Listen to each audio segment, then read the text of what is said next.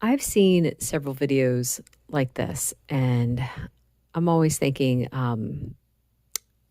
well, it's good that that works for that person. That would not work for me. So, for instance, several videos where you've got this person who's eating a donut, and they're like, you don't have to cut donuts if you want to lose weight. Another video where someone else is like, it's not just donuts, they're like eating chips and candy and cereal and things like that. And they're like, carbs are not the problem. And I'm like, well, maybe for you, because in I think both of those videos, it was two different people, but they had lost weight and they didn't cut those foods out. Now, I can relate to that. I did the same thing. When I went on Weight Watchers, I lost 50 pounds and I could still have the occasional donut. I basically was eating carbs all day long and I had lost the 50 pounds, but I couldn't get past that. For 6 years after that, I struggled trying to stick with it.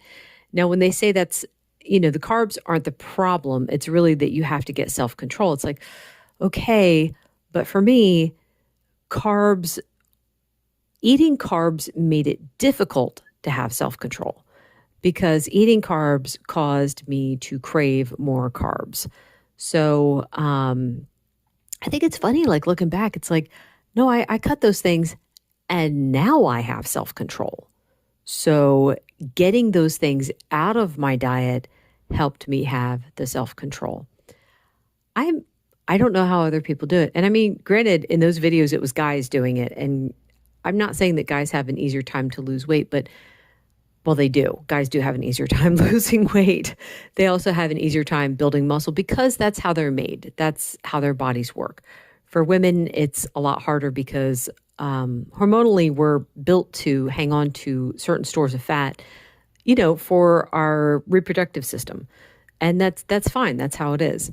We shouldn't ever compare ourselves to men when it comes to losing weight. I laugh because my husband didn't even have to go on the diet. He lost weight just by proxy, by me being on the diet. So anyway, I do think it's interesting how it's, I wouldn't say it's necessarily shaming, but it's like, they'll say, well, you don't have to do this. And people are like, yeah. I don't have to do that. I can still have a donut. I can still have chocolate. And I could still have candy bars. And then they're not finding success and they're wondering what's wrong with them.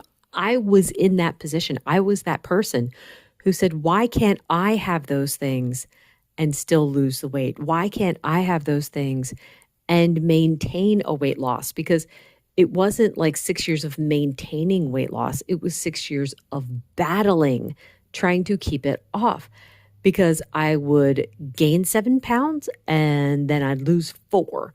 And then I'd gain 3 pounds and I'd lose 5. And it was just constantly back and forth. It wasn't maintaining at a steady weight. Cause I mean, I had gotten down to like 158 pounds at that point, but then I would go, the highest I ever got after that was like 173. And then I would hover around 167. And it was just, oh my goodness, it was so hard. That 15 pounds coming and going. I did not see success in keeping it off until I cut out the foods that were causing me problems. So, and you know what? Here's the thing too. I don't feel bad about it anymore that I can't have those foods and maintain weight loss because I feel better not eating them. It's not just keeping the weight off. That's not the biggest deal. For me, the biggest deal is I feel good. I want to continue to feel good. So that's why I'm going to avoid those foods. I don't think that those foods are good for anyone in the long run because it's sugar, it's refined grains.